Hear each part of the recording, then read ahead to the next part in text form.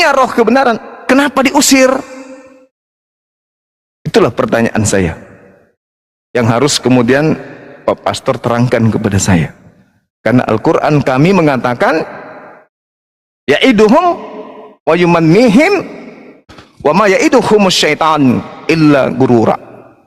Orang Kristen itu berangan-angan, angan-angan kosong, dan kemudian orang Kristen itu hanya dijanjikan oleh tipuan-tipuan belaka oleh iblis. Nah, kalau Pak Pastor bisa membuktikan bahwa memanggil Yesus Tuhan, bernubuat pakai nama Yesus, bermujizat pakai nama Yesus, itu adalah orang yang kepenuhan roh kebenaran, kenapa diusir? Dan dikatakan oleh Yesus kalian adalah pembuat kejahatan. Silakan. Ya, bisa langsung TikTok kan mungkin Pastor Z sama Bang Zuma, silakan. Iya. Oke, baik, makasih Pan dan juga Bang Zuma. Jadi ini gimana ya? Saya harus tanggapi, kalau tanggapi satu-satu jadi seperti mau apa namanya, seperti jadi debat kusir ya. Tapi saya sampaikan ini secara singkat aja. Sebenarnya di sana bukan orang Kristen yang diusir, melainkan orang yang tidak melakukan kehendak Bapakku. Mungkin itu garis bawahnya Bang Zuma ya. Di Matius pasal 7 ayat 21. Jadi yang diusir itu Suaranya kecil. Oh, suaranya kecil. Bagaimana ini bisa? Bagaimana host, kita bisa TikTokan aja langsung? Nggak bisa Bang Zuma, silakan langsung TikTokan aja. Mohon maaf Pak Pastor, ketika Pak Pastor mengatakan yang diusir itu adalah yang membuat kejahatan, itu kita setuju. Siapa yang membuat kejahatan itu? Ya orang yang memanggil Yesus itu Tuhan dan tidak melakukan kehendak Bapa. Nah, pertanyaan saya, atas kehendak siapa orang Kristen kemudian menyembah, mempertuhankan, mengilahkan Yesus? Salam satu Tuhan.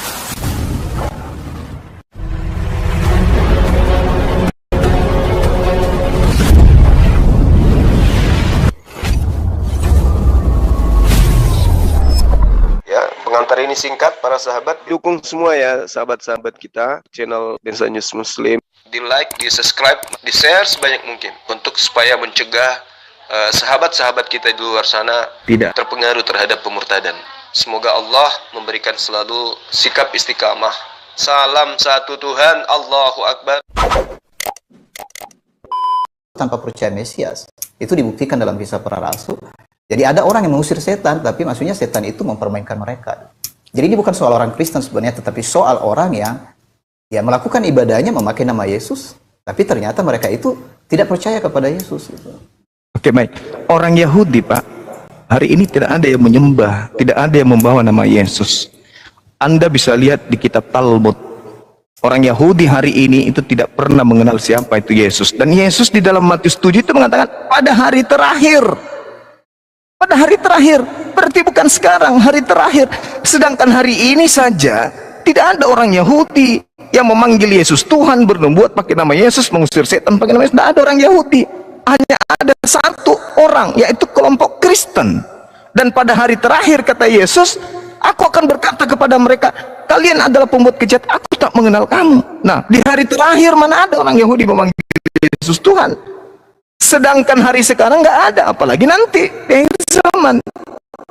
Jadi yang akan melakukan pengusiran, yang akan mengalami pengusiran adalah keturunan orang-orang Kristen hari ini, keturunan jemaah daripada Pak Pastor. Karena hanya keturunan Pak Pastor yang memanggil Yesus itu Tuhan, mengusir setan, bermujizat, bernubuat pakai nama Yesus. Orang Yahudi nggak ada, Pak Pastor.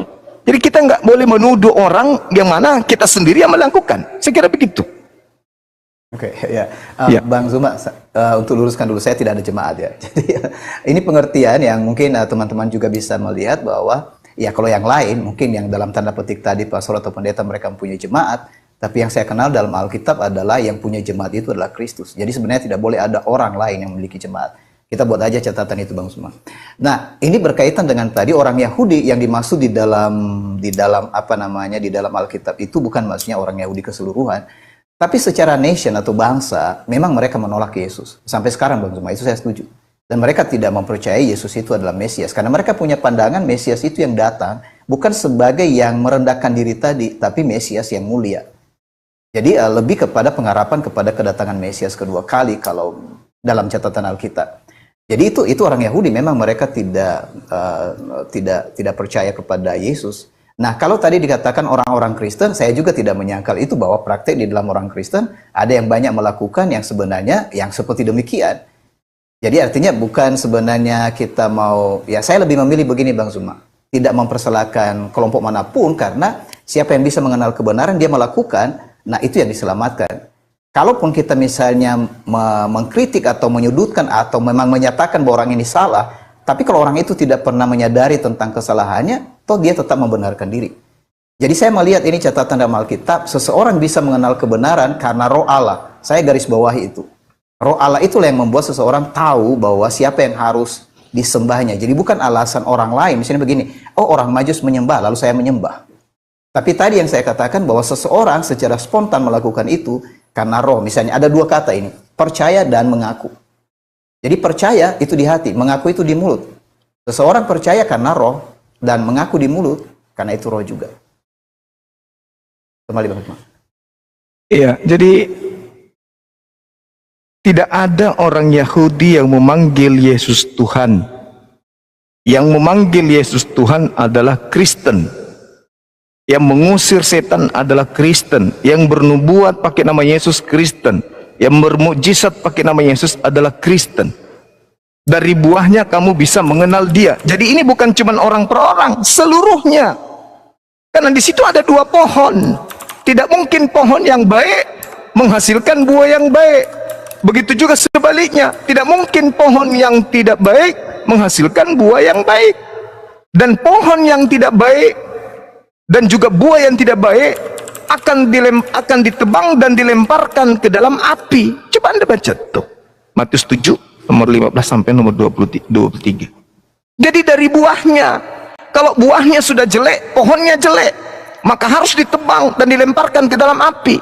Jadi tidak bisa dikatakan, oh ini buah jelek, buah di sebelah sini baik, sebelah sini buahnya baik, ini yang jelek. Tidak.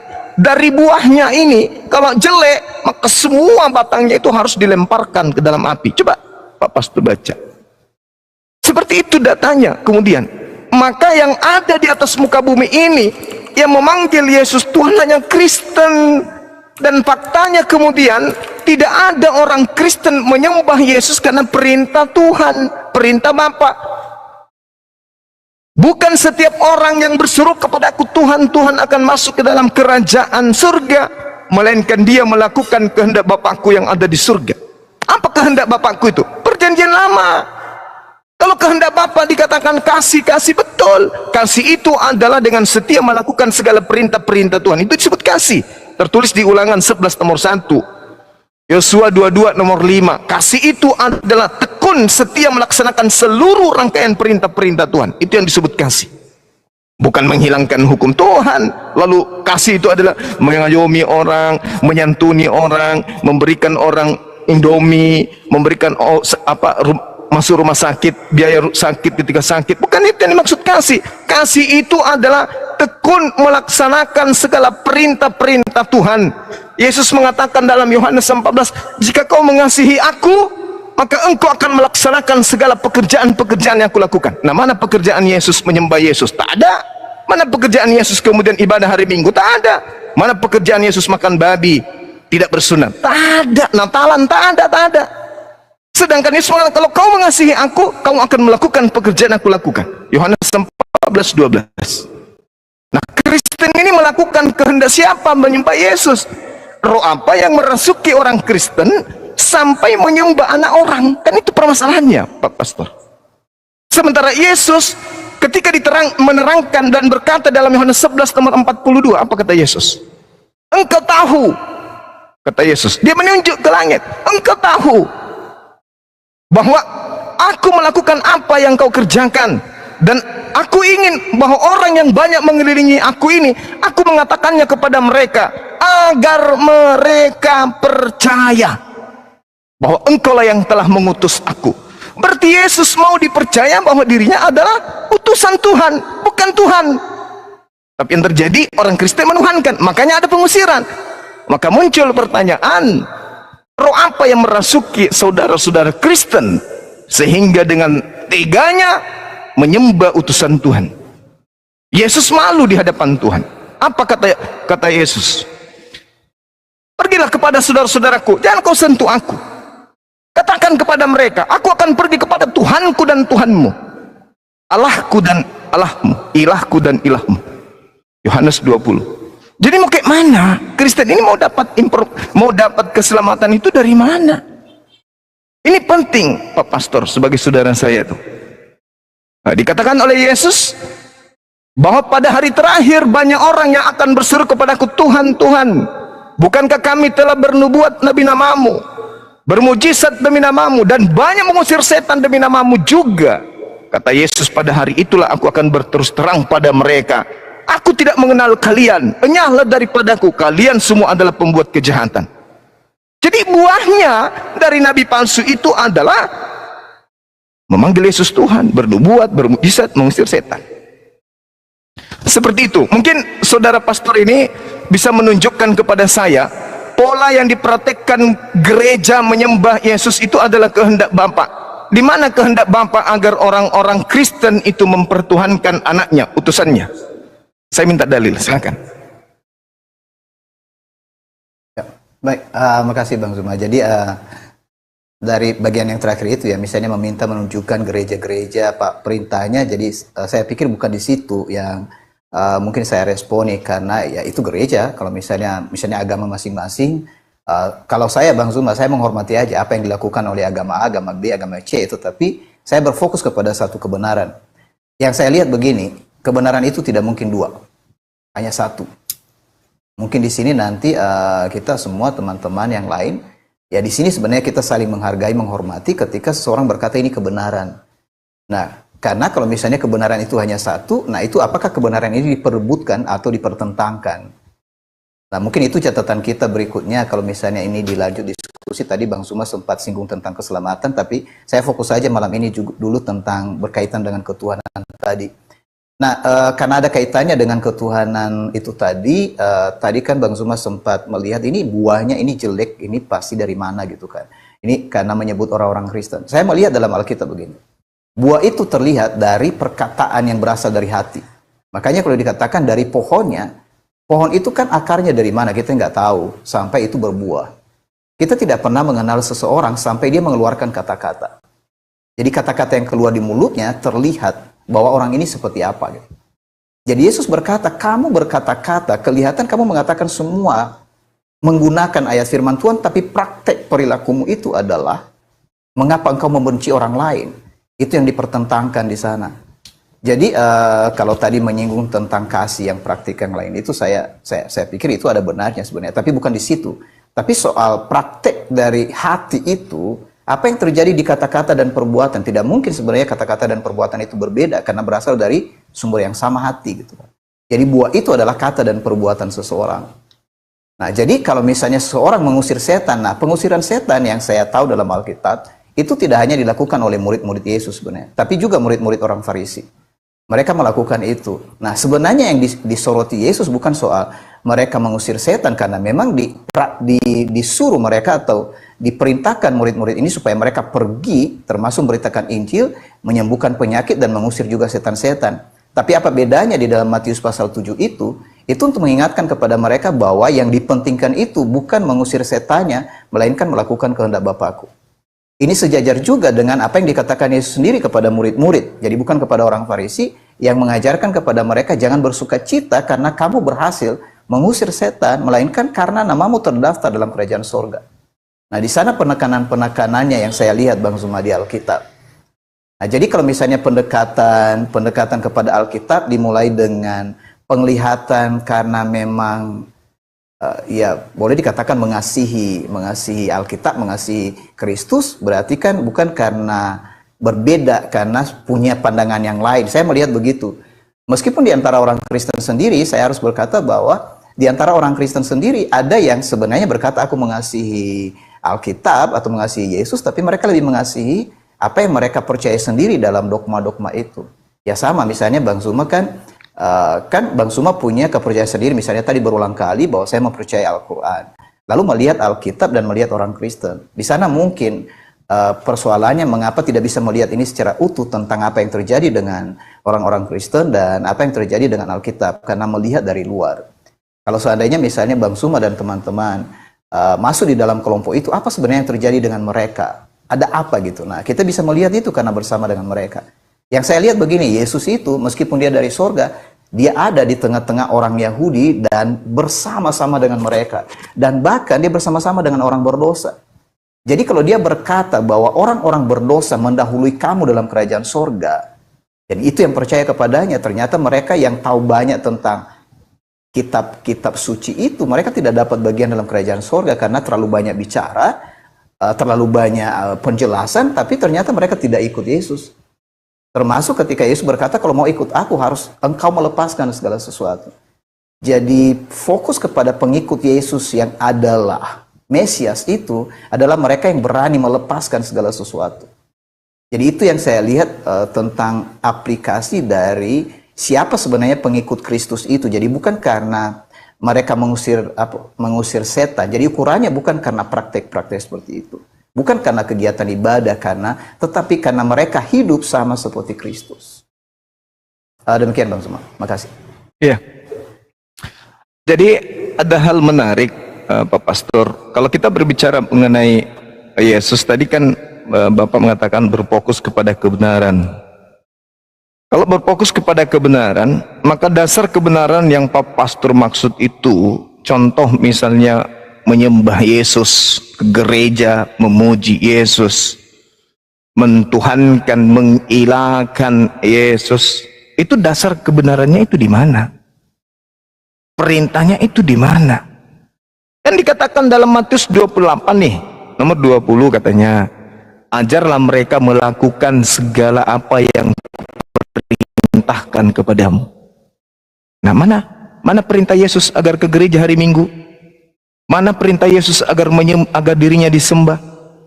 Dua hal ini aja sudah menjadi bukti yang sangat akurat bahwa Kristen ini akan diusir oleh Yesus. Tapi dianggap sepele. Kenapa? Karena roh jahat bekerja di situ. Roh jahatnya tidak mau melepaskan kemudian pasukan-pasukannya, rela pasukannya itu keluar dari barisan. Itu hal yang sederhana loh. Mana perintah Yesus?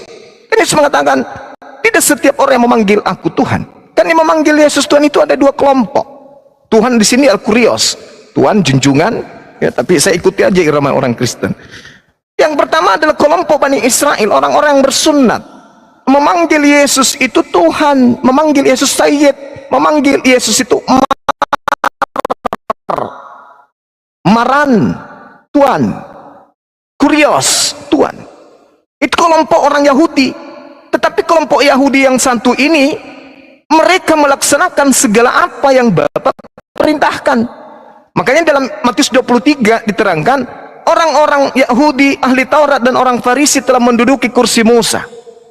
Kata Yesus, tetapi dengarkanlah semua perkataan mereka, namun jangan kamu mengikuti pekerjaan mereka. Sebab mereka mengatakan, tapi mereka tidak mempraktekkan. Mereka berbicara Taurat, tapi mereka tidak mempraktekkan. Jangan ikuti, kata Yesus.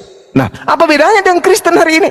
Cerita tentang Torah, cerita tentang Nabi Musa, cerita tentang Elohim, cerita tentang Bapa, tapi pada praktiknya apa yang mereka lakukan? Malah disembah Yesusnya, ya kan?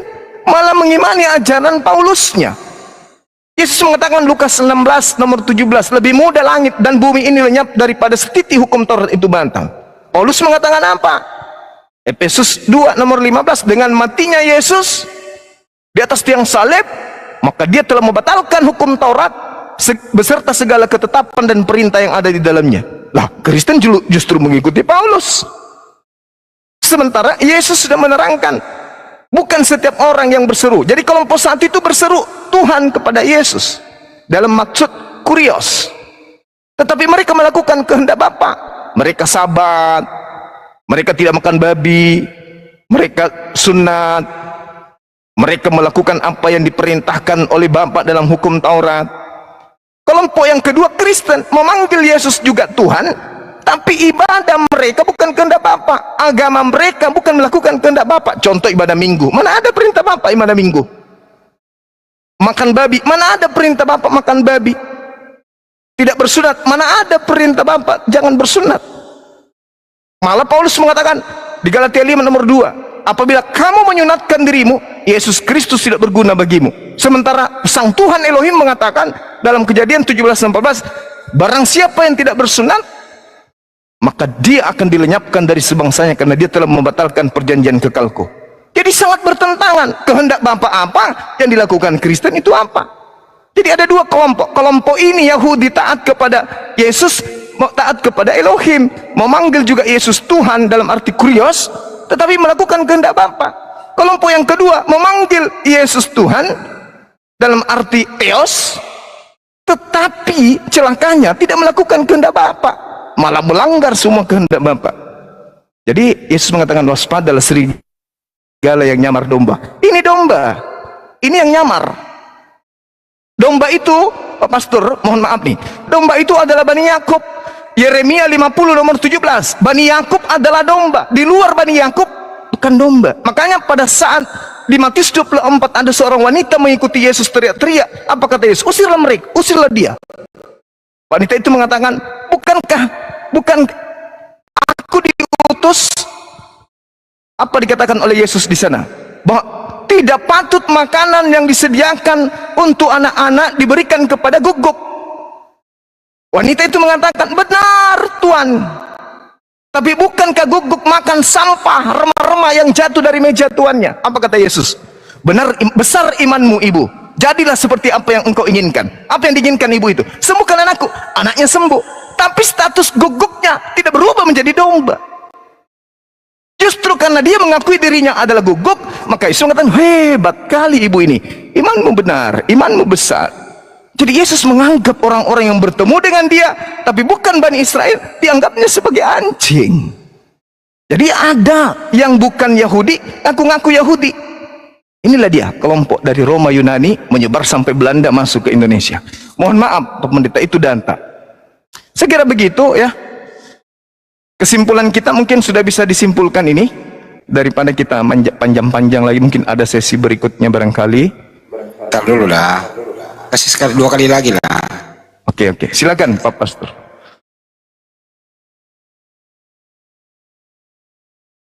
Mute-nya dibuka, Pak Pastor. Ke mute, Bang. Ya, Bang Handi izin di Terima mute kasih. Bang Handi ya. Bang Zuma ya. No. Ada Oh, banyak kan.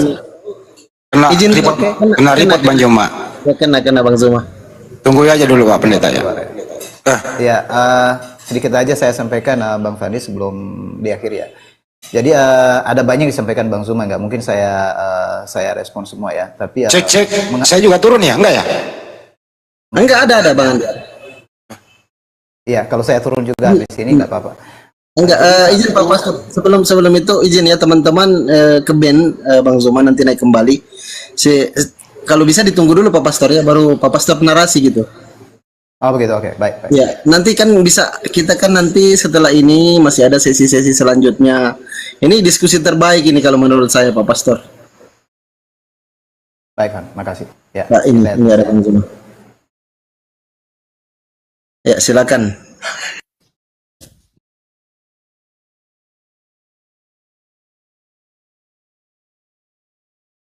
Silakan Pak Pastor, di open kameranya. Pak Pastor. Pak Pastor monitor. Belum dibuka mute-nya Pak Pastor itu.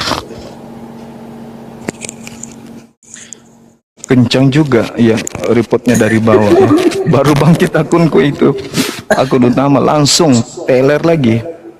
Oke, ini Nggak apa-apa. sudah ya. Risiko perjuangan. Silakan Pak Pastor. Ya, jadi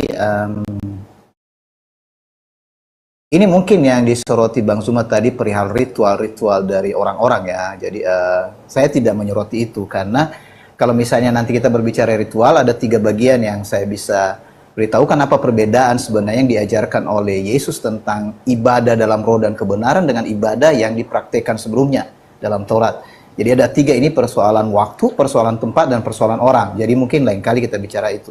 Saya ke kata kebenaran aja tadi, Bang Zuma. Jadi berbicara soal kebenaran tadi, Bang Zuma, itu pertanyaan di awal. Jadi sebenarnya letak kebenarannya di mana? Nah, di Alkitab itu jelas sekali yang menonjol itu adalah perkataan dari Yesus sendiri yang menyatakan akulah kebenaran. Ya. Akulah kebenaran, akulah jalan dan hidup. Nah, soal kebenaran, kalau misalnya dilihat dalam seluruh kitab suci, mengapa timbul penekanan kebenaran itu berarti ada kesalahan. Kesalahan itu berbicara soal dosa, dan dalam Alkitab ada 3 kata yang berhubungan dengan kesalahan itu atau dosa itu, yaitu dosa, kesalahan, dan pelanggaran. 3 kata itu seringkali ditukar-tukar untuk menyatakan bagaimana manusia tidak dapat hidup menurut perintah dari perintah Allah. Jadi sekali lagi, dosa, kesalahan, dan pelanggaran itu yang menunjukkan bahwa manusia tidak dapat hidup menurut apa yang diperintahkan oleh Allah. Nah, jadi pertentangannya di sana bukan pertentangan praktek-praktek yang lain itu termasuk ibadah. Itu sebagai hasil, akibat. Jadi kita mulai dengan yang paling dasar dari penyebab segala sesuatu ini sehingga orang-orang melakukan kesalahan. Jawabannya karena pertama itu karena tidak percaya kepada Allah.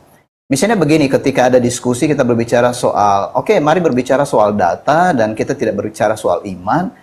Sebenarnya dua-duanya kalau di dalam Alkitab menyatakan data dan iman. Data itu tentang apa informasi yang ada di dalam Alkitab. Jadi saya lihat sebenarnya tadi kan apa yang disampaikan Bang Zuma ada datanya dalam Alkitab, cuma pengertiannya yang berbeda gitu kan. Jadi misalnya mengutip ayat ini dan ayat itu, nah berbeda ketika misalnya saya mengutip ayat ini dan ayat itu, mengapa berbeda pengertian? Misalnya Bang Zuma berkata ini harus diluruskan. Itu dari pengertian misalnya Bang Zuma dan juga pengertian yang lain. Nah, yang saya maksud di sini bagaimana kita masing-masing bisa mendapat pengertian yang disediakan oleh Allah melalui rohnya. Jawaban itu satu-satunya adalah ketika seseorang bisa mendapatkan maksud dari pesan terakhir itu, yaitu Injil Kerajaan Allah. Jadi, mengapa Injil itu ada? Kabar baik itu sebenarnya apa? Kabar baik itu berbicara tentang kebenaran bahwa dosa kita bisa dihapuskan. Jadi, kalau dosa tidak bisa dihapus, orang tidak bisa dibenarkan. Itu kaitannya dalam Alkitab. Jadi seseorang bisa dibenarkan karena dosanya dihapus. Nah, itu aja dulu untuk mungkin karena waktu kita udah sampai di sini, jadi makasih banyak Bang Zuma karena ini komunikasi ini udah oke, salut baru ketemu Bang Zuma tapi ada banyak hal yang sudah disampaikan. Jadi Kasih waktu saya 5 menit lah Pak, sama Pastor 5 menit, sama saya boleh dong. Sesudah Bang Zuma 5 menit doang sama gua. Saya ikuti host aja gitu. Boleh ya host, sesudah Bang Zuma aku 5 menit ya. Iya, kalau Pak Pastor Zi nggak keberatan silakan. Oke, silakan Bang Zuma lanjut. Iya, yang Pak Pendeta kutip itu Yohanes 14 nomor 6, akulah jalan, akulah kebenaran, akulah hidup. Tapi tidak sampai situ. Tidak ada yang sampai kepada Bapa kalau tidak melalui aku. Ini harus menjadi catatan penting. Kalau Pak Pastor mengatakan ayat dalilnya sama, Bang Zuma bacakan, Bang Zuma kasih pengertian, Pak Pastor juga kasih pengertian ini berbeda.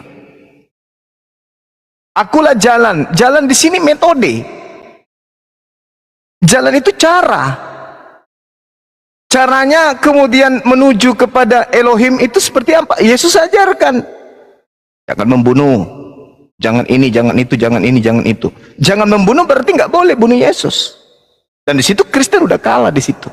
Maksudnya, kalau dalam arti kata konsep keagamaan Kristen justru dibangun atas pembunuhan. Akulah jalan, akulah cara, akulah metode yang harus orang-orang lakoni untuk sampai kepada Bapa. Itu pertama. Yang kedua, akulah kebenaran. Kalau Yesus adalah kebenaran, maka semua unsur firman atau sabda yang Yesus sampaikan ke tengah-tengah Bani Israel, itu yang harus menjadi acuan. Karena Yesus adalah kebenaran, maka ucapan Yesus yang harus menjadi titik tumpu sebuah keimanan, bukan oknum lain. Dan yang ketiga, akulah hidup. Apa hidup itu? Menurut Yesus, orang yang menjadikan metode yang diajarkan Yesus, orang yang mempraktekkan kebenaran yang Yesus sampaikan, akan mendapatkan hidup yang kekal. Makanya Yesus mengatakan Yohanes 12 nomor 49 tadi, Aku tidak berkata-kata dari diriku sendiri. Apa yang aku katakan, apa yang aku sampaikan adalah apa yang diperintahkan untuk aku katakan, aku sampaikan. Dan aku tahu bahwa firman-Nya itu adalah hidup yang kekal. Makanya aku menyampaikan sesuai apa yang Bapa perintahkan untuk aku sampaikan. Aku melakukan segala perintah yang disampaikan kepadaku. Oleh karena itulah kalau dikatakan bahwa dia ada hidup kekal, berarti hidup kekal itu adalah firman. Coba baca Yohanes 12 nomor 50. Aku tahu bahwa firman-Nya itu adalah hidup yang kekal. Oh, berarti perintah Tuhan, Bapa Elohim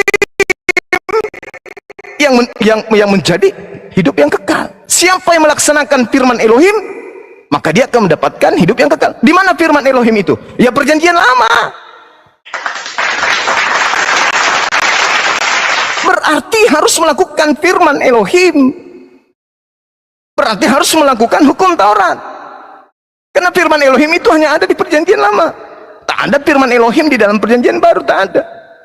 Dan aku tahu bahwa firman-Nya itu adalah hidup yang kekal. Coba Yohanes 12:50. Hebat kali Yesus itu.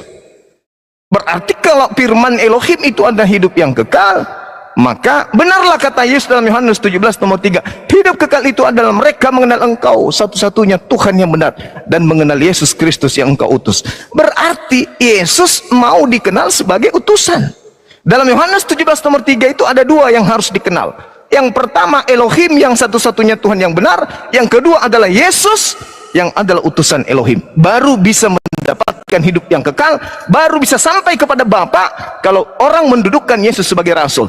Terakhir, apa pembuktian dari narasi saya? Kalau Bapak mengatakan tafsiran saya berbeda, penjelasan saya berbeda, silakan.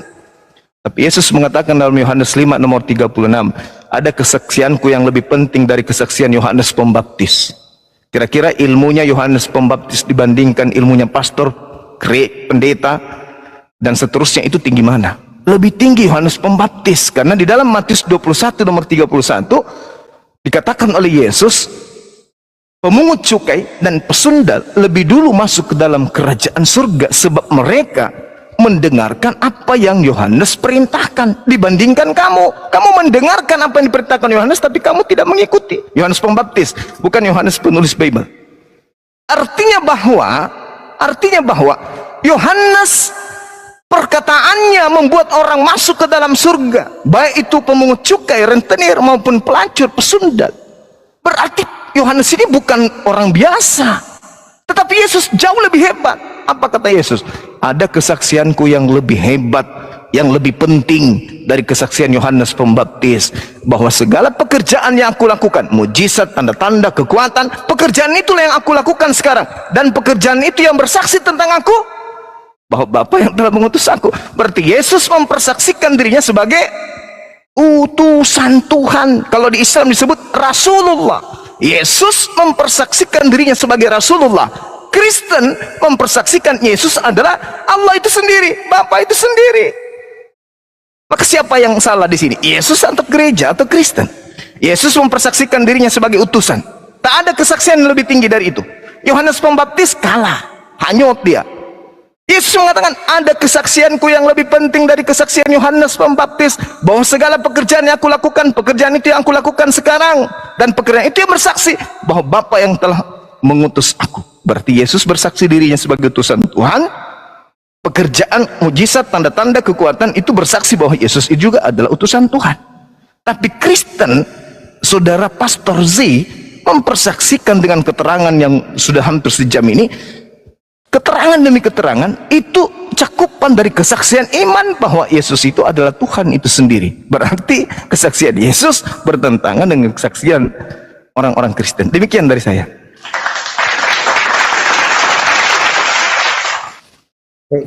Jadi Bang Zuma, terima kasih, dan teman-teman semua yang bisa ngikuti ini. Jadi seperti tadi yang saya katakan, kita berbicara misalnya Yohanes pasal 16, pasal 14 ayat 6. Jadi Yesus berkata, akulah kebenaran, akulah jalan, akulah hidup. Dalam Alkitab keseluruhannya, kalau kita melihat tentang kebenaran itu apa, kemudian jalan itu apa, kemudian hidup itu apa. Jadi kalau dikatakan akulah kebenaran, berarti kan sumber kebenaran itu sumbernya dari mana gitu. Karena Yesus berasal dari Sang Bapa. Akulah jalan, berarti Ini penyataan bahwa Bapa itu melakukan penyelamatan untuk memberi hidup kepada manusia melalui cara Yesus Kristus harus mati karena dosa manusia, dikubur dan hidup kembali. Ini sederhananya Bang Zuma dan teman-teman. Dan yang ketiga, setiap orang yang percaya melalui jalan itu akan beroleh hidup. Itu berarti mendapatkan roh Allah kembali. Jadi untuk mendapatkan roh yang hilang akibat manusia berdosa, maka semuanya terjawab di dalam Yesus. Dengan demikian, apa masalah utama dari manusia? Jawabannya semua adalah Yesus Kristus. Nah, itu penjelasan saya sederhana. Makasih, kembali. Oke, gimana Bang Handi? Bang ini masih bisa saya tanggapi? Lanjut dulu Bang Zuma, lanjut. Ya, inilah pengertian yang kita lihat dari aspek Bang Zuma dan aspek Pak Pastor itu. Kira-kira yang mana pendekatan penjelasan itu sesuai dengan apa yang Yesus ajarkan? Akulah jalan. Lari-larinya Pak Pastor bahwa Yesus itu adalah Tuhan. Tidak mungkin. Di dalam Kisah Para Rasul 13 nomor 23, orang Israel harus tahu bahwa Tuhan telah mengutus juru selamat bagi orang Israel, yaitu Yesus Kristus. Orang Israel punya juru selamat, Yesus Kristus. Seperti apa Yesus Kristus itu? Baca Kisah Rasul 2 nomor 22. Hai orang Israel, yang aku maksudkan adalah Yesus Kristus, seorang manusia yang berasal dari Nazaret, yang ditentukan oleh Allah sebagai perantara, yang diberikan kekuatan, mujizat-mujizat, tanda-tanda yang dilakukan oleh Allah melalui perantaraan Yesus. Masya Allah. Jadi kemudian sangat jelas dikatakan bahwasanya Allah melakukan segala mujizat, melakukan segala tanda-tanda, melakukan segala kekuatan melalui hambanya Yesus. Makanya Yesus mengatakan dalam Yohanes 5 nomor 30, aku tidak bisa berbuat apa-apa dari diriku sendiri. Tapi kamu bisa membangkitkan orang mati. Oh, itu Tuhanku yang melakukan. Mana buktinya? Kisah Para Rasul 2 nomor 22. Mujizat yang dilakukan oleh Yesus ternyata bukan Yesus yang melakukannya. Yang melakukan itu adalah Allah melalui perantaraan Yesus. Coba pendalaman materi dengan mengkaji Kisah Para Rasul 2 nomor 22 itu, dan Yohanes 5 nomor 30, dan juga Yohanes 4 nomor 34. Makananku adalah melakukan pekerjaan yang diperintahkan oleh Bapa untuk aku kerjakan. Yohanes 14 nomor 24. Firman yang keluar daripada aku itu bukan dari diriku, tetapi dari Dia yang telah mengutus aku. Kan hebat kali. Yesus itu hanya perantara. Jadi dia adalah jalan menuju kepada Elohim. Jalan apa yang disampaikan oleh Yesus? Yohanes 14:12. Barang siapa yang percaya kepadaku, dia akan melakukan pekerjaan yang aku lakukan. Barang siapa yang melakukan pekerjaan Yesus, berarti dia mengikuti jalan kebenaran. Kebenaran itu adalah segala firman yang engkau berikan kepada aku telah aku sampaikan kepada mereka. Mereka telah menerimanya dan mereka percaya bahwa engkau lah yang telah mengutus aku. Jadi kebenaran itu adalah Yesus adalah utusan. Hidup, Yohanes 17 nomor 3. Hidup kekal itu adalah mereka mengenal engkau satu-satunya Tuhan yang benar, mengenal aku sebagai utusan. Jadi jalan, Yesus adalah utusan. Kebenaran, Yesus adalah utusan. Hidup kekal, Yesus adalah utusan. Baru bisa sampai kepada Bapa. Kalau Yesus tidak dianggap utusan, tidak ada keselamatan. Percaya saja. Kalau ada orang menyembah Yesus, berarti dia tidak mengikuti jalan Yesus. Kalau ada yang menyembah Yesus, berarti dia tidak mengakui kebenaran Yesus. Kalau ada yang menyembah Yesus, berarti dia tidak akan memperoleh hidup yang kekal. Makanya apa buktinya? Matius 7 nomor 15 sampai nomor 23. Orang yang menyembah Yesus diusir. Enyahlah daripada aku kalian pembuat kejahatan. Aku tidak mengenal kalian. Itu fakta. Nah, tapi penjelasan Pak Pastor beda. Jauh dari kerangka ajaran Yesus. Jauh. Saya kira begitu. Ya, mungkin baiknya saya kita bisa respon Bang Zuma dan Oh, boleh. Oke. Silakan. Jadi ya ada banyak yang dijelaskan Bang Zuma ya. Jadi yang dinyatakan oleh Alkitab bagaimana cara mengenal Yesus sebenarnya tadi larinya kepada apakah misalnya saya tadi sebenarnya tidak berbicara banyak bahwa saya menegaskan bahwa Yesus itu Tuhan. Karena menurut kesaksian kitab suci, seseorang pada akhirnya mengakui Yesus itu Tuhan bukan karena seseorang seperti mempengaruhi orang itu dan berkata Yesus itu adalah Tuhan. Nanti itu dicek. Pada akhirnya orang mengakui Yesus itu adalah kurios, karena yang saya katakan pertama tadi, itu saya tidak, maksudnya masih tetap yang saya katakan tadi. Pada akhirnya mereka menyadari sesuatu yang terjadi, yang dilakukan. Jadi ada dua di sini, itu adalah pengetahuan yang terlihat dan pengetahuan dalam hati.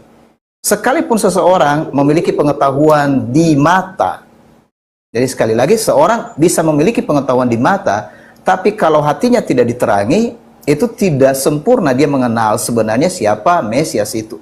Nah, saya kasih contoh begini. Ketika Yesus berhadapan dengan para, boleh dikatakan para ahli Taurat dan para pemimpin itu Farisi, Yesus berkata kepada mereka, kamu menyelidiki kitab-kitab suci dan kamu menyangka di dalamnya kamu beroleh hidup. Jadi ini sebenarnya betul karena semua orang bisa meneliti kitab suci, tapi Yesus berkata, kamu tidak mau datang kepadaku. Jadi kitab suci atau Alkitab menyaksikan sebenarnya cara untuk bisa mengenal Yesus. Langkah pertamanya bukan hanya meneliti Alkitab, melainkan karena memang mau datang kepada Yesus. Saya lihat di situ dalam keseluruhannya pada akhirnya siapa yang menjadi pengikut Yesus. Karena tadi kan ini berbicara apakah orang yang beragama Kristen atau memang pengikut Yesus. Yang saya lihat adalah pengikut Yesus. Tidak ada seorang pun yang bisa mengikuti Yesus kecuali dipanggil oleh Yesus. Nah, panggilan inilah yang sebenarnya yang menyebabkan orang nanti punya pengakuan.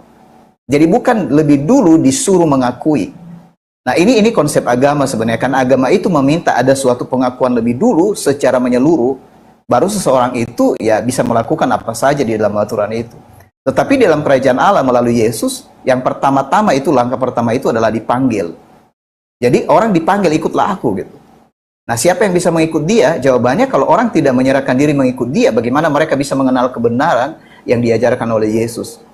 Jadi boleh dikatakan sebenarnya di sini Bang Zuma dan teman-teman tidak bisa mengikuti Yesus hanya karena melihat data atau karena mengurunkan ayat-ayat kitab suci itu di dalam Alkitab ya. Tanpa harus lebih dulu dengan kerelaan memang percaya bahwa Yesus itu adalah yang datang dari Allah dan memanggil untuk ikut dia. Nah, di sini di Alkitab saya melihat tidak ada seorang pun yang dipaksakan oleh karena konsep bahwa seorang pada akhirnya mengikuti Yesus. Memang dikatakan dalam Alkitab bahwa yang dapat datang kepada Yesus itu hanya sedikit. Itu sebabnya dikatakan pintu untuk masuk kerajaan surga itu adalah sempit. Jadi bukan soal maksudnya pengetahuan yang rata-rata bagi banyak orang yang pintar.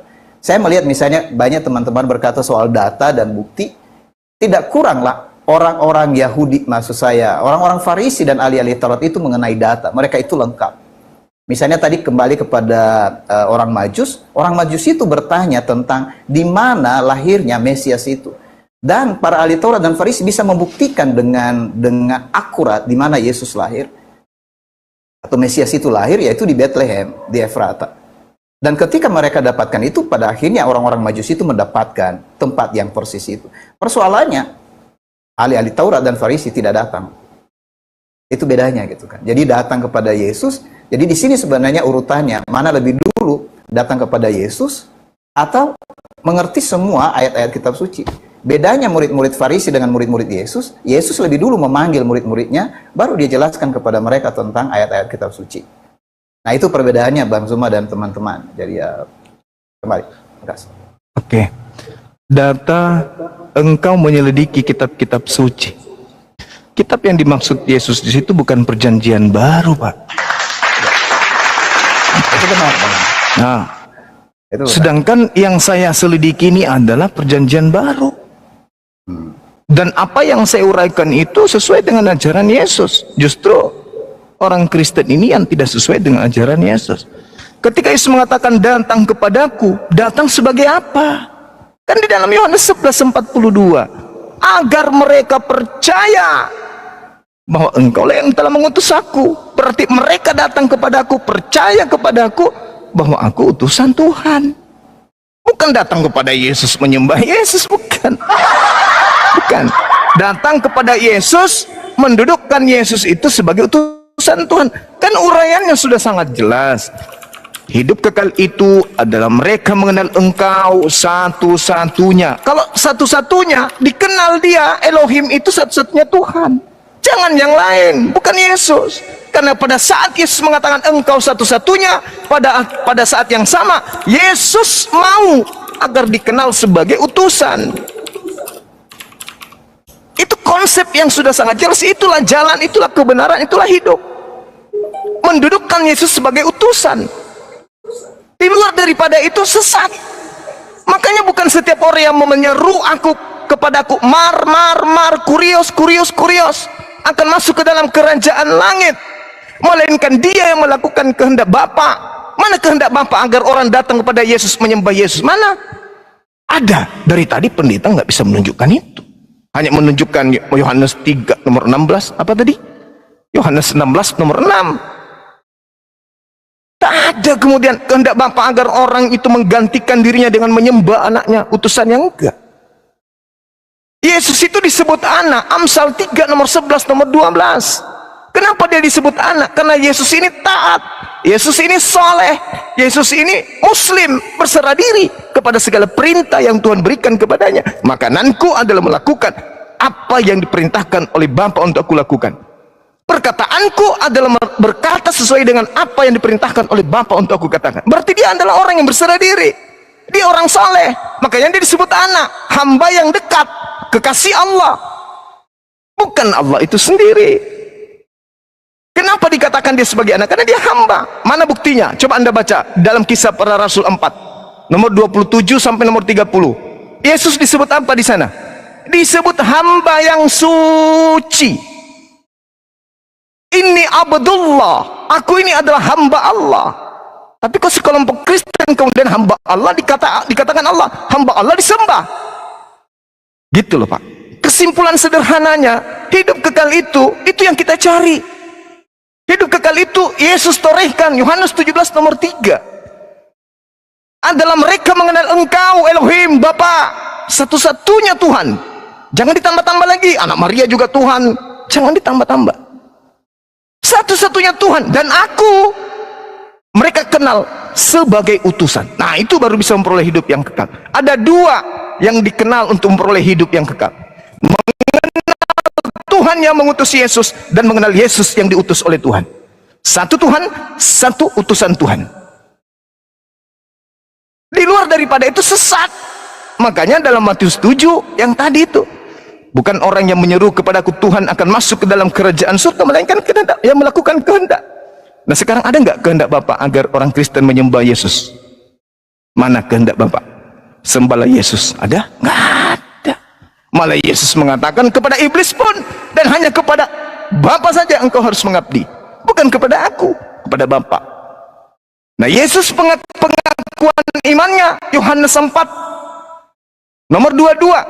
Aku menyembah apa yang aku kenal, kalian menyembah apa yang kalian tidak kenal. Kurang apa lagi? Makanya Yesus mengatakan, "Maqultu lahum illa ma amartani bi ani abudullah rabbi wa rabbakum." Sembahlah Allah, Tuhanku dan Tuhanmu. Yohanes 4 nomor 22. Jadi Kristen ini membuat karikatur sendiri lalu menyembah kepada anak orang. Anak orang sudah mengatakan, enyahlah daripadaku, kalian semua pembuat kejahatan. Tidak ngeh, tidak sadar.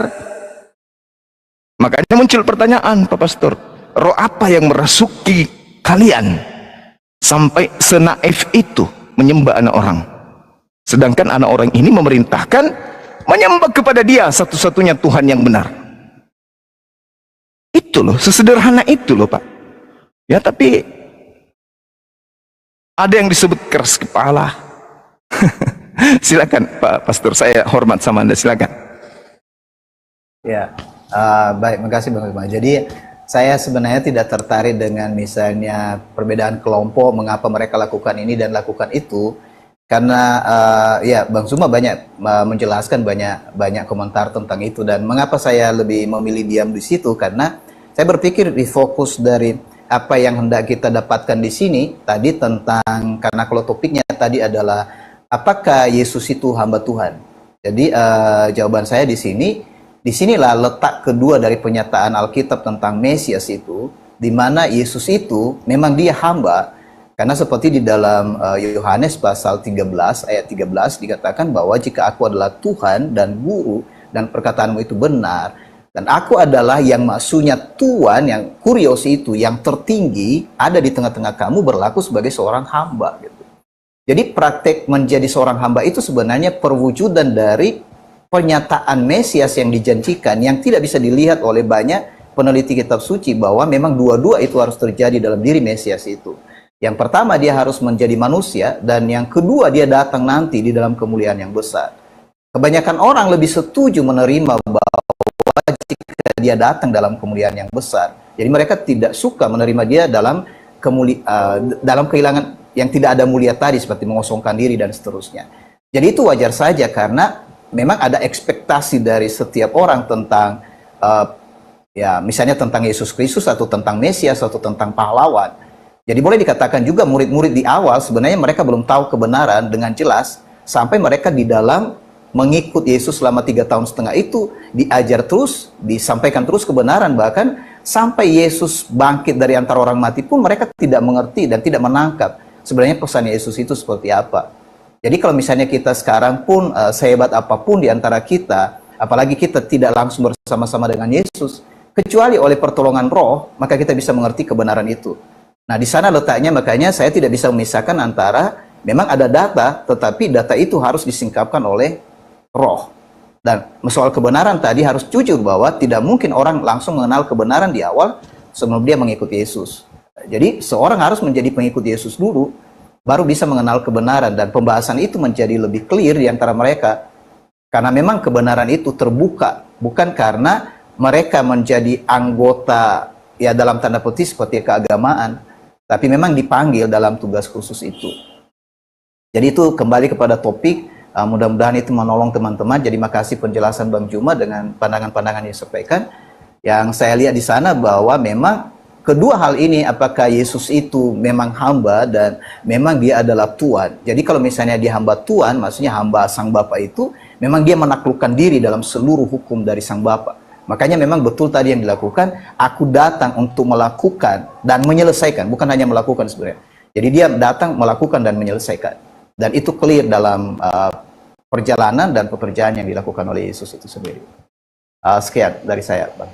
Ya, silakan Bang Zuma kalau mau sekaligus closing statement.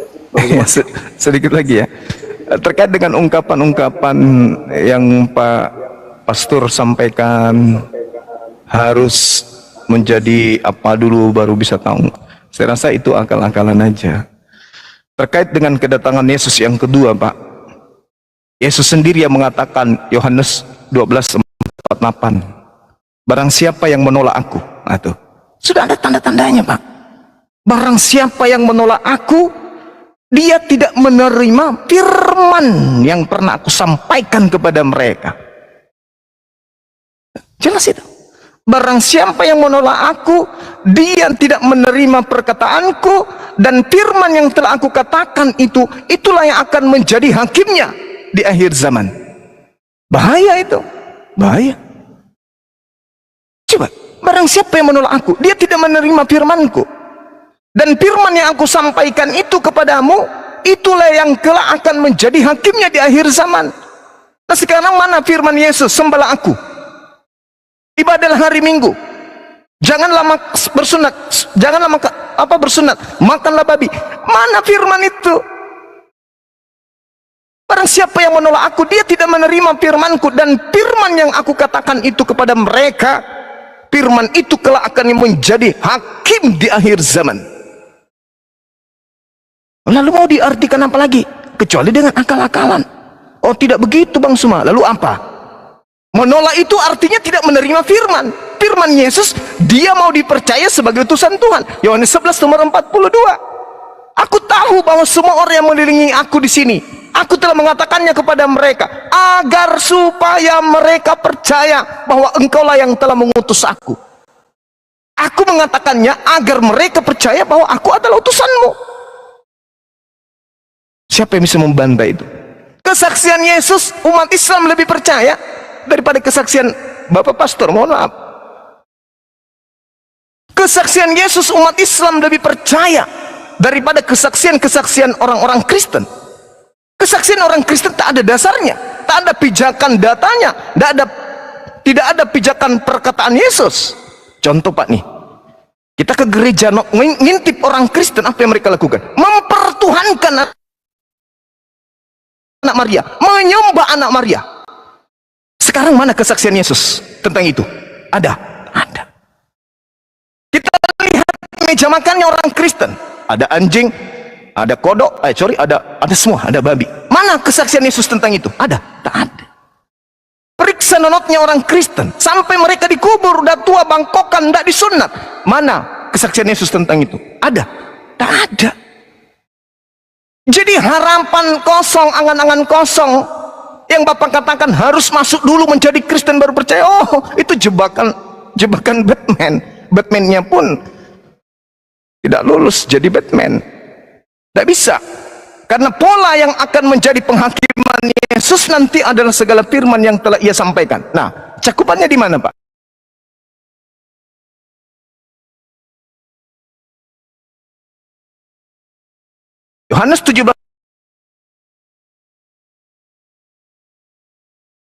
Yohanes 17 teman.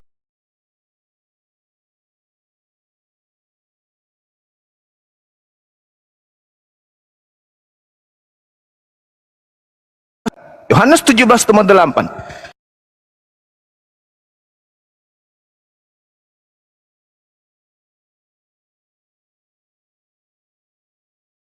Segala firman yang engkau berikan kepada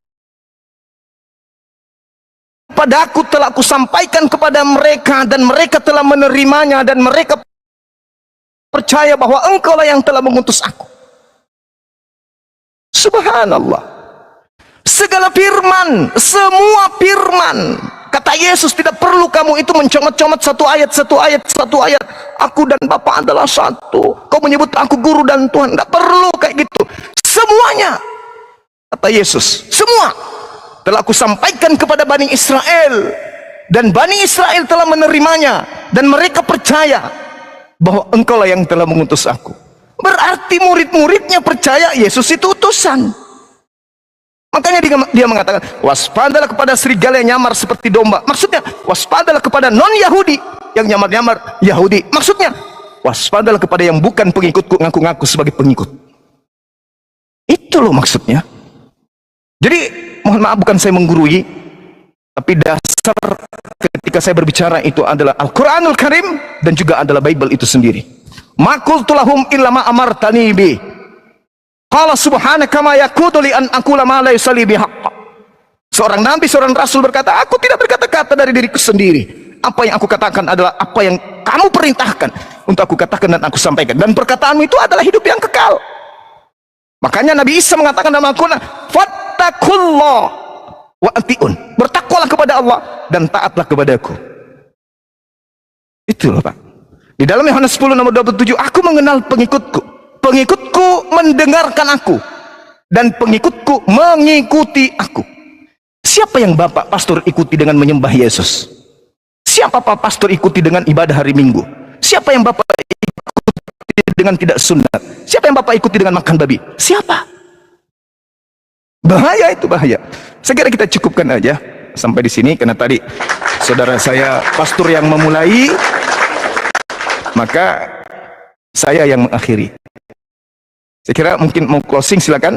Setelah itu saya juga closing.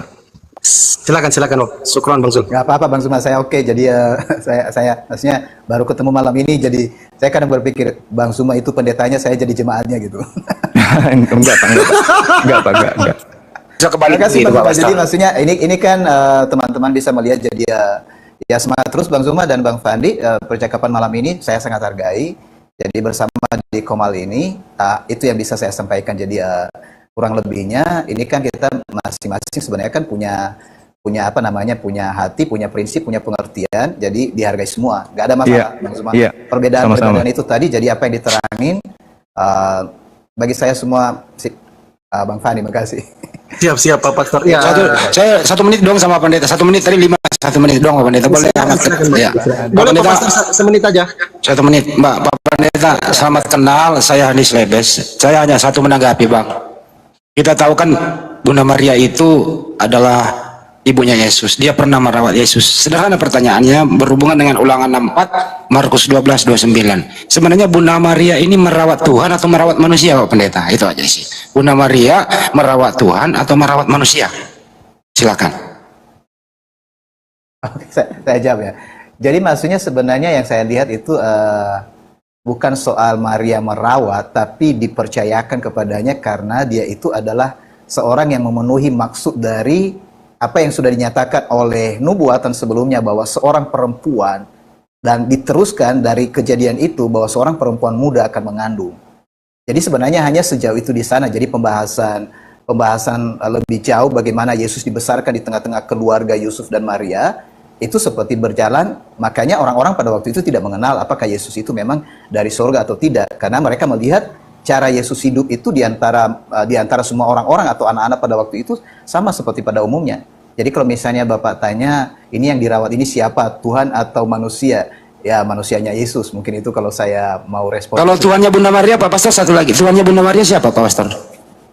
Dalam seperti tadi ya, yang dibaca oleh murid-murid Maria dan Alkitab ya, maksudnya kitab suci yang mereka baca itu semua tentang perjanjian lama. Jadi sudah jelas yang mereka kenal itu adalah Allah yang esa itu. Bahkan pada waktu itu kan Yesus belum dikenal bahwa dia itu memang Mesias itu. Hanya sedikit. Meskipun itu diberitahukan kepada Maria, dia harus tunggu sampai selesai itu Yesus pada akhirnya mati dan bangkit kembali. Baru mereka bisa mengenal siapa dia itu yang dilahirkan oleh Maria itu dan seterusnya. Oke, makasih Pak Pastor. Artinya Tuhannya Bunda Maria beda dengan Tuhannya Pak Pastor dengan jemaatnya ya? Tidak bisa digeneralisir itu Bang, karena maksudnya lagian kita baru kenal, mungkin digeneralisir ini saya seorang pastor atau saya seorang pendeta misalnya, maka semua pendeta sama atau pastor sama. Jadi saya lebih suka begini, dari percakapan ini kita bisa mengenal detail teman-teman. Bang Handi, makasih, saya kembalikan. Oh, ini waktu saya habis. Bang Handi atau Bang Handi menjadi sama. Ya, lanjut. Terima kasih. Ya, makasih Bang Handi. Pastor Z, terima kasih banyak. Wah, luar biasa Pak Pastor. Saya beli applause dulu sama Pak Pastor ya. Terima kasih Pak Pastor.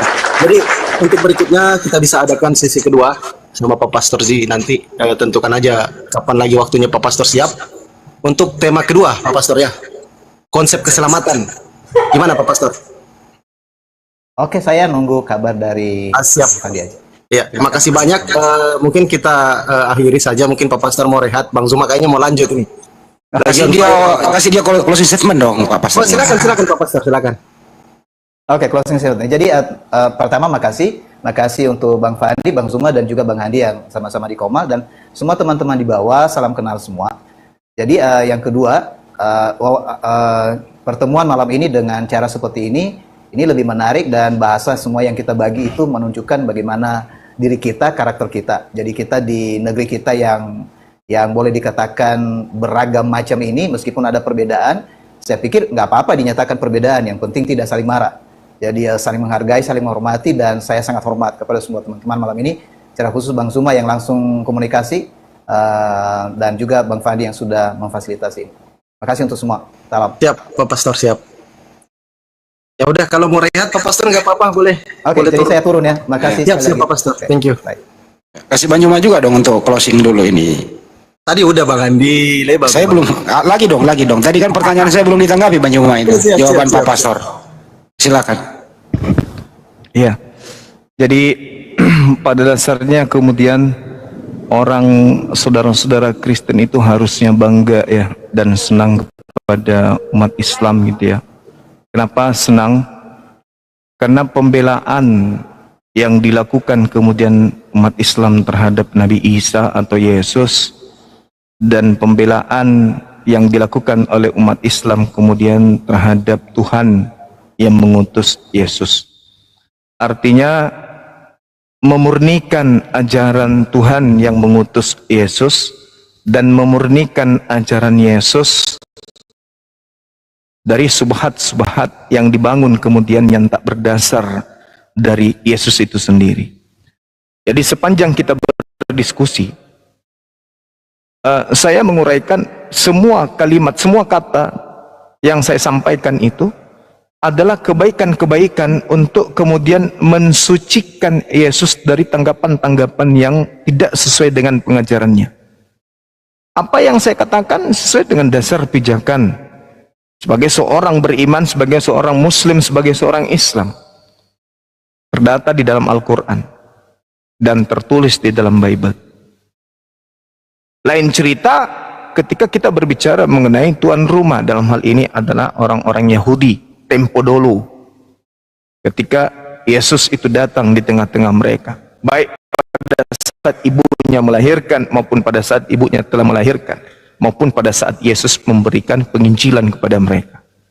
Tapi kalau umat Islam kemudian berbicara mengenai Yesus, berdata dan mendudukkan Yesus ini sebagai orang yang benar, saya tidak membantah. Kita mengatakan Yesus itu adalah jalan, Yesus itu adalah kebenaran, Yesus itu adalah hidup. Padahal iman kita bukan sebagai pengikut, itu adalah bentuk kasih sayang kita sebagai umat Islam. Kita tidak beriman selayaknya kemudian mereka beriman kepada Yesus. Tapi ketika berbicara Yesus itu adalah hidup kekal, umat Islam mampu menguraikan maksud daripada Yesus mengatakan hidup kekal itu seperti ini. Ketika mereka mengatakan Yesus itu adalah jalan, kita tidak membantah. Ketika dia mengatakan Yesus itu adalah kebenaran, kita tidak membantah.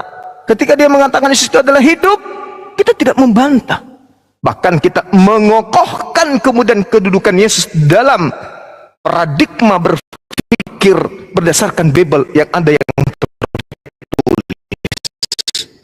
ada kita bantah? Tak ada. Yang kita bantah adalah tanggapan angan-angan kosong, janji-janji belaka, hurafat, halusinasi yang dibangun tentang Yesus. Itu yang kita bantah.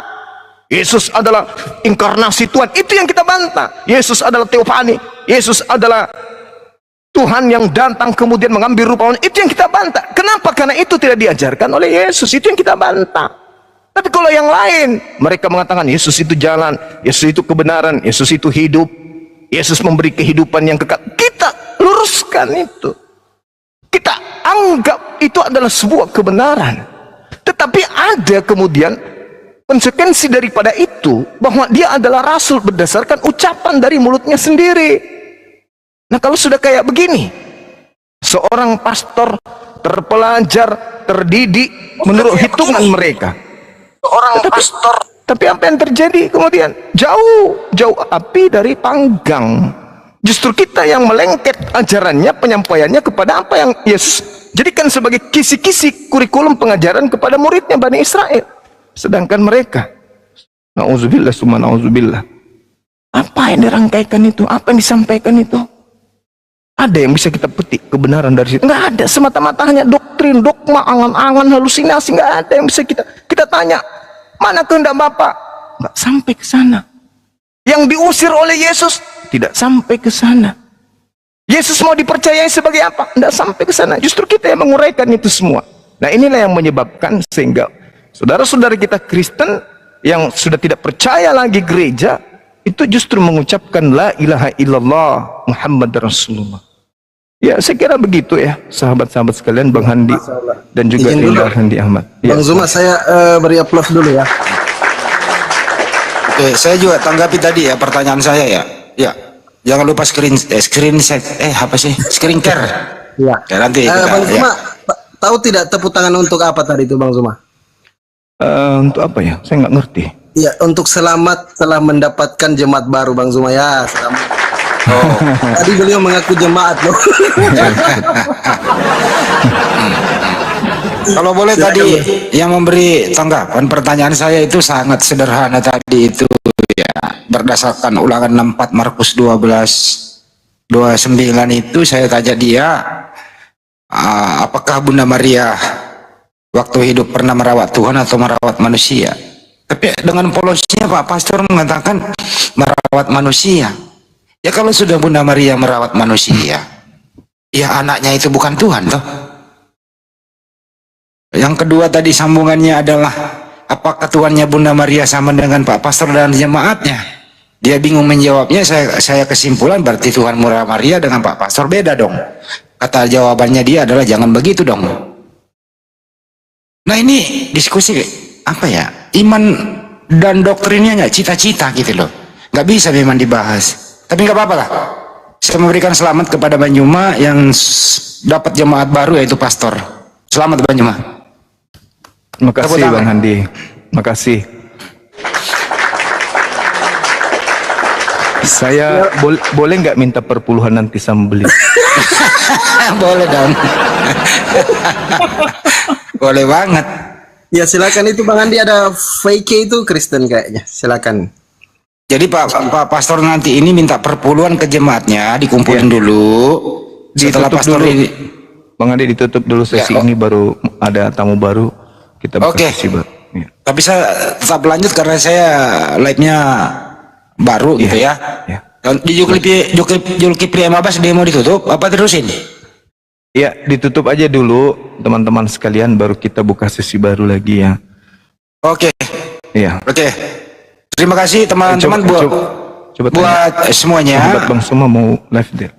Ya, terima kasih sahabat buat semuanya telah menyaksikan diskusi santun antara Zulkifli Abbas dengan Pastor Wanji. Beliau dari Katolik. Pak, aduh, tar dulu Bang, lagi ngomong Bang.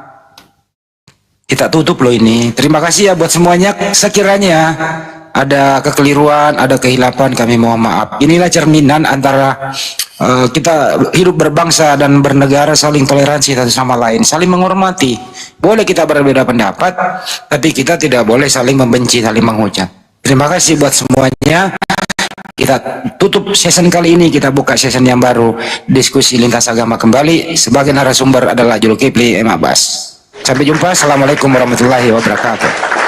Ya, kepada sahabat-sahabat yang ada di YouTube Zulkifli Abbas, jangan kemana-mana. Habis ini kita akan buka lagi kembali ya, stay tune di Zulkifli Abbas untuk mendengarkan kajian-kajian berikutnya, diskusi kita dengan saudara-saudara kita Kristen. Kita tutup dulu.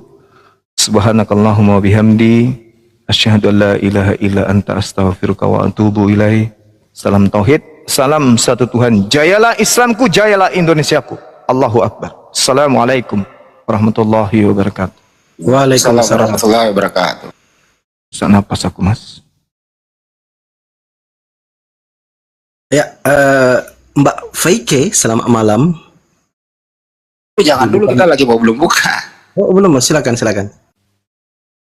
Kita format dulu bentar.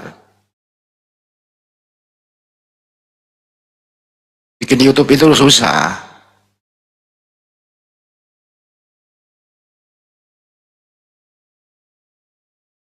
Bang Andi, 2 gelas kopi. Ku bikin tadi nih gara-gara ini. Nah,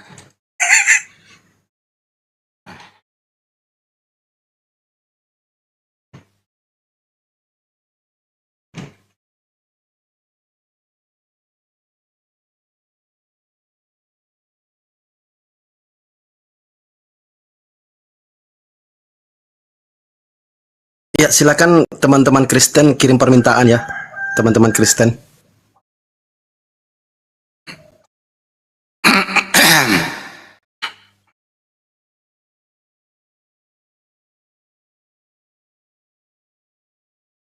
Oke. Bentar ya. Oke, buka lagi kembali ya. Assalamualaikum warahmatullahi wabarakatuh. Kita jumpa lagi ya teman-teman. Season kali ini tetap diskusi lintas agama sebagaimana biasanya. Tadi formatnya memang format spesial karena ini udah dijadwalkan tadi oleh Mas Pandi beberapa hari yang lalu ya Mas Pandi ya. Siap Bang Andi, siap. Ya, alhamdulillah terlaksana. Insya Allah nanti part kedua season berikutnya akan membahas mengenai konsep keselamatan. Nanti Mas Pandi hubungi pastornya, kemudian kita program kembali. Siap Bang Andi. Ya, kalau Anda tidak puas, silahkan cari kepuasan di luar sana. Tapi room ini tidak mesti akan memuaskan semua pihak. Kita kembali untuk apa itu diskusi lintas agama. Silakan nanti diberes-bereskan dulu. Saya beres-bereskan juga yang ada di YouTube. Mas Pandi disambut dulu yang lain. Lanjut. Siap. Al-Ayubi, Ustadz Al-Ayubi, assalamualaikum warahmatullahi wabarakatuh. Waalaikumsalam warahmatullahi wabarakatuh. Al-Ayyubi bukan Ustadz, Al-Ayyubi bakul kompor. Bang Zuma, assalamualaikum. Bang Handi, assalamualaikum. Waalaikumsalam warahmatullahi wabarakatuh. Bang Zuma sudah tidur ya? Masih Stel. Mbak Faike, Bang Ferry sama Pak Dokter ini Kristen atau Muslim? Silakan dibuka mute-nya Bang. Mbak, silakan. Perry Martin. Muslim. Assalamualaikum warahmatullahi wabarakatuh. Habis itu pastor sampai sumpah. Barakallah, barakallah Allah.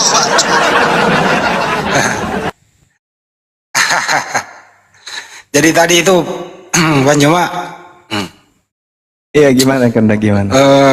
jadi diskusi tadi itu dipantau oleh para mualaf berkumpul bersama di salah satu tempat ya. Di sana itu dikomandoi oleh Ustadz Kei di satu tempat ya. Sebenarnya sih aku diajak gabung tapi nggak sempat. Beliau memantau, nonton bareng, volume gede. Ya itulah voice note yang dikirim Bang Juma ke Bang Juma begitu. Jadi mereka memberi aplaus apresiasi kepada Bang Juma. Mantap.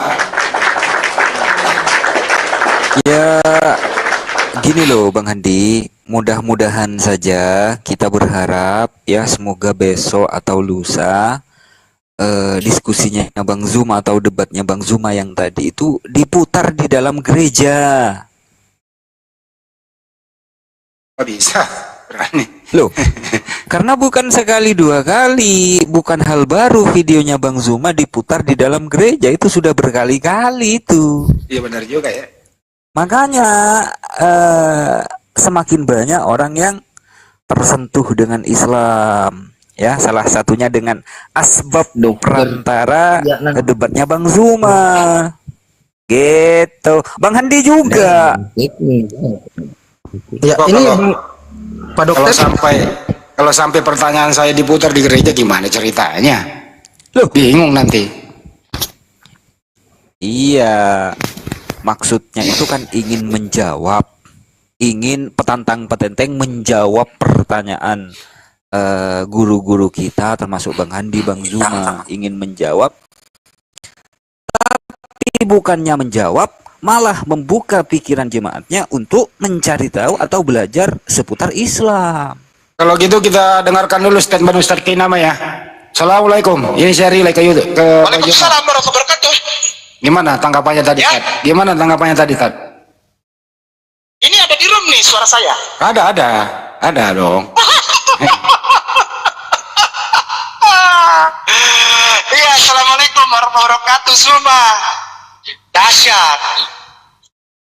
Ya. Engkau dahsyat. Kata Iya, dalam akhi. Masya Allah, akhina, barakallah fiik. praise and praise. Zuma mantap. Itulah yang menjadi gambaran dialog lintas agama yang kemarin kita dapat di lantai 4 gedung MUI. Zuma dan semua yang ada di room, assalamualaikum warahmatullahi wabarakatuh. Adik-adikku sayang, saudaraku sayang, muslimin wal muslimah rahimahullah yang ada di dalam lingkup media sosial apologet muslim baik di YouTube maupun di TikTok. Itulah gambaran dari hasil pertemuan saya dengan para syekh, para mualim, para mudaris, para tuan guru kita dan tuan guru kita di MUI kemarin, membawa suatu dialog intra-religion atau lintas agama pada tempat yang proporsional. Apa? Hajar dorang dengan cara yang baik gitu kan, tapi tetap intinya mari ketong hajar dorang gitu ya, supaya syubhat itu tidak berlanjut. Untuk siapa? Bukan hanya saudara kita muslimin wal muslimah. Sekali lagi saya garis bawahi, nanti saya minta izin, bukan hanya untuk kekuatan iman saudara kita tersayang muslimin wal muslimah rahimakumullah, tetapi terutama insya Allah menjadi asbab hidayah masuk ke hati saudara kita tersayang Kristen dan Katolik yang menonton, sehingga hatinya dilembutkan dengan kebenaran itu.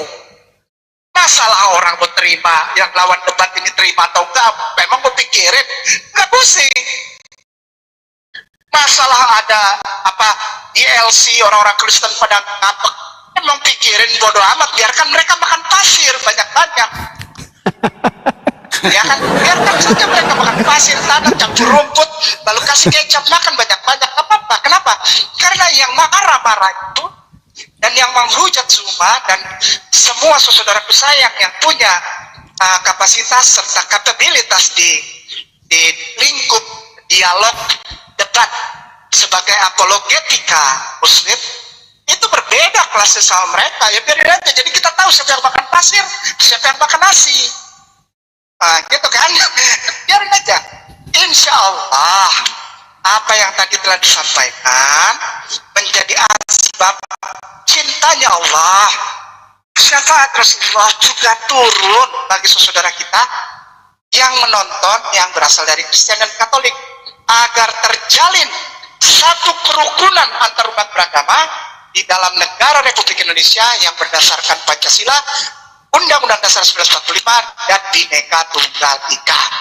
Kita rajut kembali bahwa berbeda itu it's okay, nggak apa-apa. Kamu mau menyembah Yesus kek, nyembah Petrus kek, nyembah Filipus kek, nyembah Andreas kek, ya kan, nyembah si Ariesto kek disembah, nggak apa-apa, bebas saja, ya. Tiba-tiba Ariesto dipakein baju gitu kan, lalu si gue punya adek ini Ariesto dikasih bewok lalu jenggot kan, nggak apa-apa, bebas saja. Tapi tolong sampaikan dengan cara yang baik bahwa ketika engkau menyembah anak orang, ya udah stay di situ aja. Jangan bagi perkat orang di sini, sudah katong tahu bahwa yang kamu orang sembah itu anak orang, anak Mami Mary dan Papi Joseph. Sudah kita terima itu.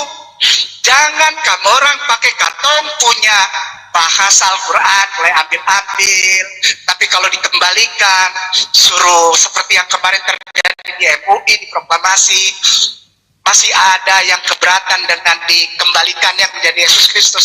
Ya kalau orang urus dulu, sayangku, saudara Kristen dan Katolik, urus dulu di dalam gerejamu, supaya ketika kamu ambil itu nama Allah, semua orang gereja, orang garejong, pemakan babi kecap dan toki-toki doki RW itu sepakat, baru kamu orang masuk sama kita.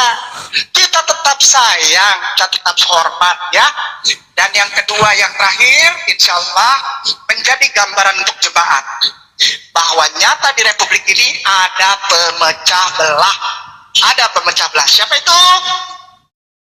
YouTube channel, TikTok komal dari saudara kita Kristen yang mengaku Kristen tapi memecah belah, menanamkan kebencian, Islamofobia kepada umat Islam dan umat Kristen. Hari ini, malam ini bagus. Saya sama sekali tidak maksudnya begini, bukan saya siapa tadi namanya, pastor siapa? Pastor Z. Pastor Z, Allah sayang, Allah berkahi, insya Allah pastor dapat hidayah.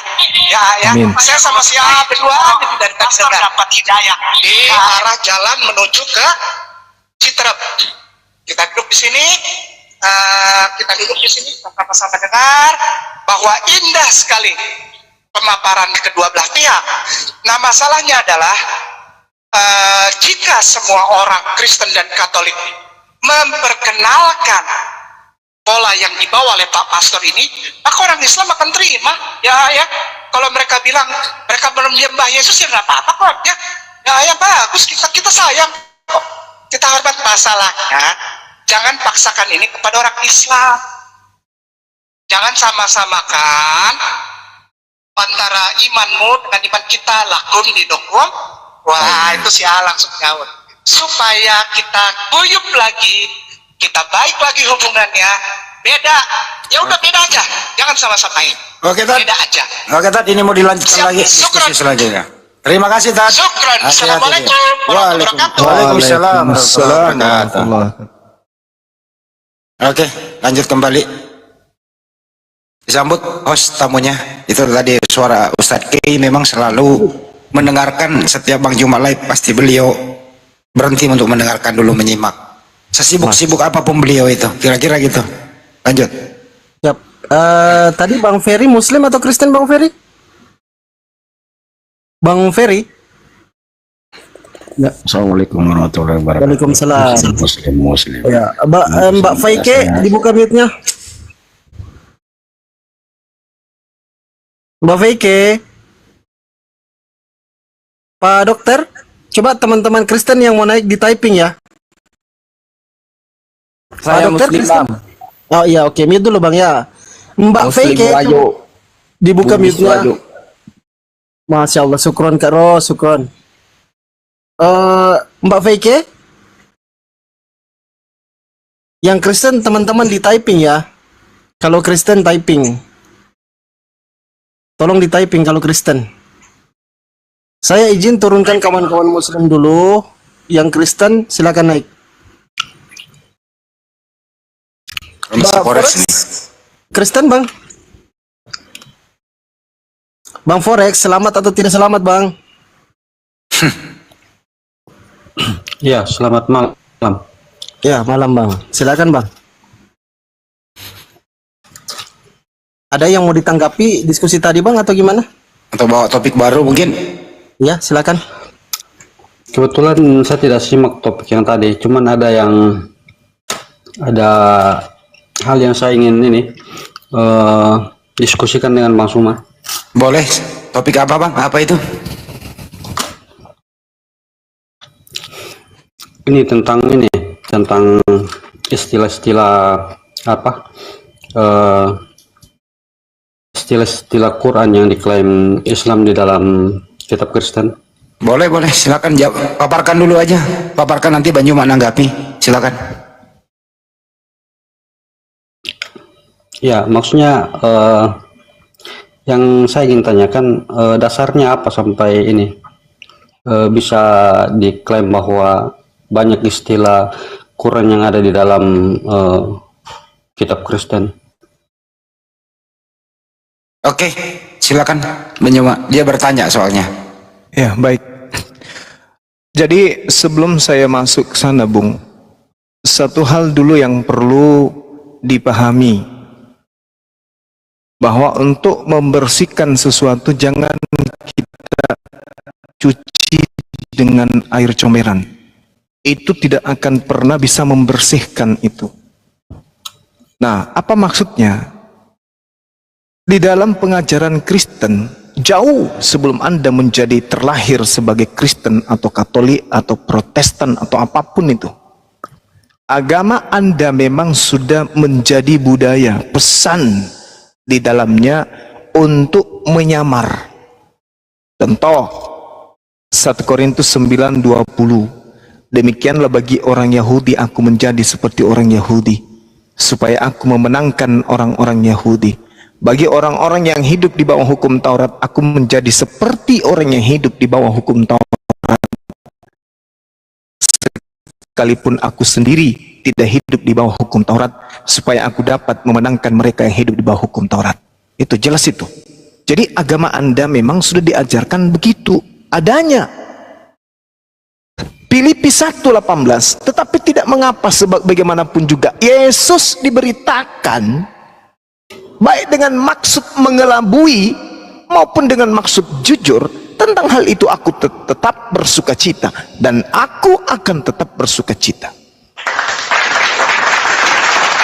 Jadi memang agama Anda itu misinya mengajarkan orang tentang Yesus, meski dengan cara tipu daya, meski dengan cara menipu, meski dengan cara berbohong. Itu boleh, nyamar-nyamar boleh. Jadi ketika kitab Anda kemudian masuk di Indonesia dan banyak menggunakan istilah-istilah Al-Quran, itu tujuannya untuk mengelabui, untuk menjerat orang dalam tipu daya. Contoh misalnya kata Alkitab, apa dasarnya coba? Bisa-bisanya buku yang dibawa oleh orang Belanda kemudian masuk ke Indonesia menggunakan istilah Al-Quran. Coba, itu apakah kemudian? Apa dasar pijakannya? Apa rasanya gitu loh? Apa yang ingin Belanda kemudian ini sampaikan? Pesan apa yang ingin ia uraikan? Ketika kata bijbel dalam bahasa Belanda masuk ke Indonesia berubah menjadi Alkitab. Coba, Alkitab itu adalah nama lain daripada Al-Quran. Zalikal kitabu la raiba fihi hudal lil muttaqin. Al-Quran itu tiada keraguan di dalamnya, petunjuk bagi orang yang bertakwa. Itu nama lain. Alkitab itu nama lain dari Al-Quran. Sedangkan sebelum masuk ke dalam bahasa Melayu, kitab Anda itu disebut dalam bahasa Belanda Bijbel. Bijbel dari kata Bible. Masuk ke Melayu kok jadi Alkitab? Apa hubungannya Bijbel dengan Alkitab? Kan tidak nyambung. Nah, saya kira itu.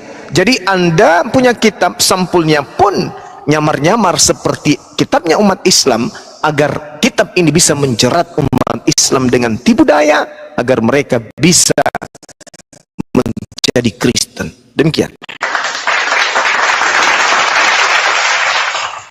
Baik. Begini Bang Suma, kan perlu diketahui juga bahwa anggaplah banyak istilah-istilah Quran di dalam Alkitab, bahkan nama kitab pun itu diklaim bahwa itu istilah Quran. Tapi perlu kita ketahui bersama juga bahwa proses penerjemahan dari Alkitab itu juga kan waktu itu kan proses penerjemahannya kan melibatkan ini saudara-saudara dari Muslim juga. Jadi karena dari saudara Muslim yang menerjemahkan pada saat itu berpikir bahwa Isa itu sama dengan Yesus, akhirnya kan istilah-istilah yang merujuk kepada Tuhan itu dipakai. Contohnya kayak yang berhubungan dengan Tuhan itu diganti Allah di dalam Alkitab itu sendiri. Jadi kalau mau dikatakan bahwa itu kesalahan Kristen untuk dengan dalil bahwa untuk menjerat Islam, saya rasa tidak seperti itu, karena yang memasukkan istilah itu sendiri kan orang Muslim sendiri. Jadi begitu Bang Suma. Iya. Jadi poin apa yang Anda ingin sampaikan? Poinnya, karena kitab Anda itu begini, saya langsung saja silakan. begini. Silakan. Oke.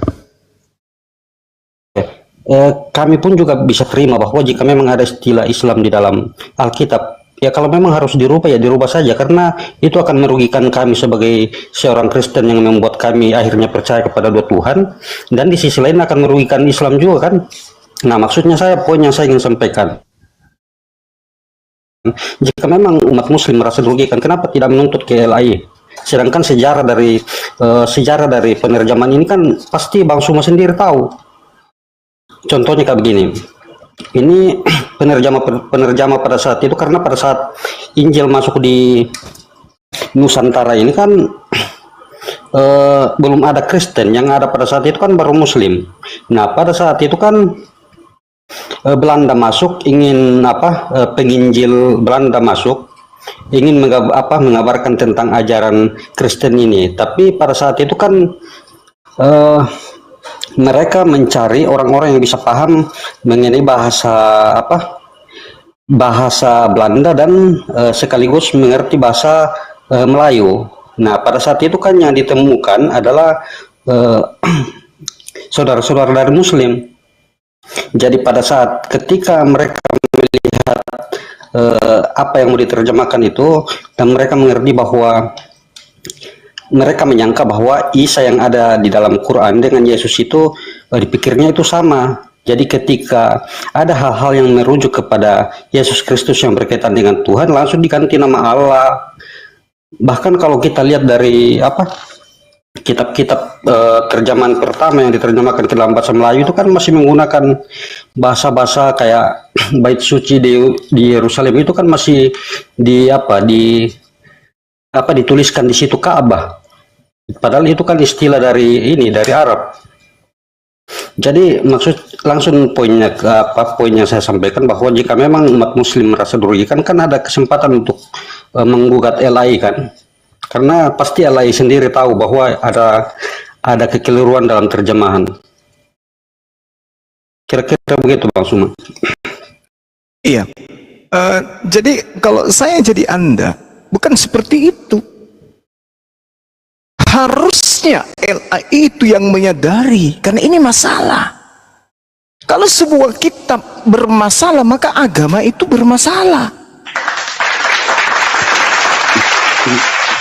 Bermasalah agama itu ketika kitabnya bermasalah. Kalau umatnya sendiri sudah mengakui bahwa itu terjemahan keliru, kami tidak mau menyembah dua Tuhan, berarti aspek kemurnian sebuah buku itu sudah gugur dengan sendirinya. Berarti lagi-lagi Al-Quran benar. Fawailul lilladzina yaktubuna al-kitaba bi'aidihim tsumma yaquluna hadza min indillah. Berarti betul apa yang diterangkan Al-Quran, berarti kitab Anda itu adalah buatan manusia. Buktinya bermasalah. Bukan itu maksud saya, Bang Suma. Yang saya maksudkan di sini adalah kan narasi yang Abang Suma sampaikan, oke lah kalau memang terjadi kesalahan dalam penerjemahan, oke lah itu bisa diakui. Tapi kalau dituduhkan bahwa motivasi Kristen dalam menerjemahkan sampai memasukkan kata Allah atau istilah-istilah Quran di dalam kitab itu bukan motivasinya untuk supaya umat Islam itu masuk Kristen, bukan, tapi karena sejarah dan latar belakangnya yang menerjemahkan Alkitab itu dari Muslim, itu masalahnya. Ya, itu adalah hal aneh, Bung. Semalam saya sudah menjelaskan bahwa di tahun 1600-an itu sudah ada orang Belanda lebih dulu menerjemahkan kemudian Theos, God, dengan kata Allah. Bukan orang Islam yang menerjemahkan pertama kali, bukan. Dan kalaupun itu terjadi, misalnya orang Islam yang menerjemahkan yang adalah orang Malaysia itu, siapa namanya Bang Handi? Bang Handi tahu namanya? Al-Munsiri siapa ya? Itu kemudian yang harus dipahami oleh saudara, bahwasanya apapun bisa direvisi di kitab saudara. Babi menjadi babi hutan, ya kan? Bisa. Isa bisa berubah menjadi Yesus, bisa. Jadi apa yang tidak bisa itu cuma akal-akalan, cuma akal-akalan. Coba TB2 baru-baru ini bisa dirubah. Kenapa kata Allah kalian susah untuk melepaskan? Kenapa kata Alkitab itu susah kalian lepaskan? Karena kalau Bible diterjemahkan ini kembali ke bahasa aslinya, bahasa Yunani, maka Kristen benar-benar akan ketahuan bahwa agama pagan. Apabila perjanjian baru diterjemahkan ke dalam bahasa Yunani, maka yang muncul di sana Theos. Theos dalam bahasa Indonesia artinya dewa. Akontas dalam bahasa Yunani baru artinya adalah Tuhan. Ketika kitab Anda berbahasa Yunani, maka siap-siaplah Anda menutup wajah Anda, karena agama Anda ternyata betul berasal dari agama paganisme. Dan kalau perjanjian lama kemudian kembali dalam bahasa aslinya, bahasa Ibrani, maka ketahuan juga bahwa kalian adalah pencuri kitabnya agama lain. Jadi serba salah. Karena memang dasar pijakannya tadi kan sudah kubilang, Filipi 1 nomor 18. Jadi bagaimana dengan istilah-istilahnya itu? Ya, istilah itu mencerminkan bahwa agama Anda itu bermasalah. Dengan adanya istilah Al-Quran dalam Bible menandakan bahwa Bible itu tidak layak dijadikan sebagai panduan iman kepada pencipta langit dan bumi. Kenapa? Karena sudah ada masalah di dalamnya. Kalau dia firman Tuhan, maka dia akan terjaga, maka dia akan murni dari Tuhan. Buktinya, apakah Anda sudah mengetahui bahwa ketika ada terjemahannya keliru, mengambil nama Tuhannya agama lain, berarti kitab Anda itu sudah tidak layak disebut sebagai firman Tuhan. Orang yang berakal akan meninggalkan buku-buku seperti itu. Kalau itu firman Tuhan, maka Tuhan akan menjaganya sampai dia murni. Kalau Tuhan tidak menjaganya, maka Tuhan akan melenyapkannya. Seperti Tauratnya Nabi Musa tidak dijaga oleh Allah, Tuhan melenyapkan. Mazmurnya, Zaburnya Nabi Daud, Tuhan melenyapkan. Injilnya Nabi Isa, Tuhan melenyapkan. Yang muncul sekarang ya terjemahan-terjemahan itu murni bukan firman Tuhan. Seperti itu, Bang. Ya, maksudnya begini Bang Suma, yang Bang Suma permasalahkan istilah-istilah dalam istilah-istilah Quran yang ada di dalam kitab, atau mempermasalahkan tentang keimanan Kristen. Yang mana yang Bang Suma permasalahkan? Saya mengatakan tadi, saya kalau jadi Anda, saya mengatakan kitab saya itu mau diperjuangkan seperti apa coba? Maka ini wujud kasih sayang. di samping istilah Islam itu adalah bermasalah ketika masuk ke dalam kitab saudara, yang kedua, Anda sebagai seorang yang berakal harusnya menyadari, loh kok ada kitab dikatakan firman Tuhan kayak gini, ambil istilah-istilah dari agama lain. Contoh misalnya kata salib dihilangkan, orang Kristen mau menyebut apa? Penyaliban itu kematian Yesus, penggantungan Yesus di atas pohon, mau kayak gitu? Bermasalah bukan? Tidak bang, karena kalau salib itu kan istilah dari Muslim juga yang itu digantung, itu memang cocok. Berarti Yesus itu digantung di atas pohon kan? Bukan disalib. Karena itu pakai istilah Islam kan? Iya. Karena maka kalau kata stauros kan kata stauros dalam bahasa Yunani itu apa? Istilah Islam kan kalau disalib kan memang digantung. Oh tidak, salah. Bukan digantung kalau disalib itu. Diikat pada sebuah pohon bagian sulbi, bagian perut. Kalau digantung itu ya lehernya atau tangannya, seperti yang Yesus alami, itu cross atau stauros. Tidak cocok dengan salib. Maka yang terjadi nanti di kitab Anda, maka Yesus digantung di atas pohon. Masalah kan? Ya, silakan. Kira-kira istilah-istilah ini langsung saja ya, karena kalau berhubungan dengan iman saya rasa itu sudah tidak akan tergoyahkan. Cuman kalau memang ada kebenaran yang harus silakan aja. Iya. Tidak, maksudnya gini Bang Suma. Silakan. Saya sendiri secara pribadi mengimani Yesus itu sebagai Tuhan. Tapi kalau memang ada penerjemahan yang perlu harus direvisi karena latar belakang penerjemahan yang salah, saya pikir itu tidak mempengaruhi keimanan terhadap Yesus. Ya kalau memang harus dirubah ya dirubah. Kalau istilah Allah itu harus dirubah karena itu Tuhannya agama Islam, ya kalau perlu dikeluarkan aja. Oke, baik. Sekarang saya tanya, Theos itu terjemahan bahasa Indonesianya apa?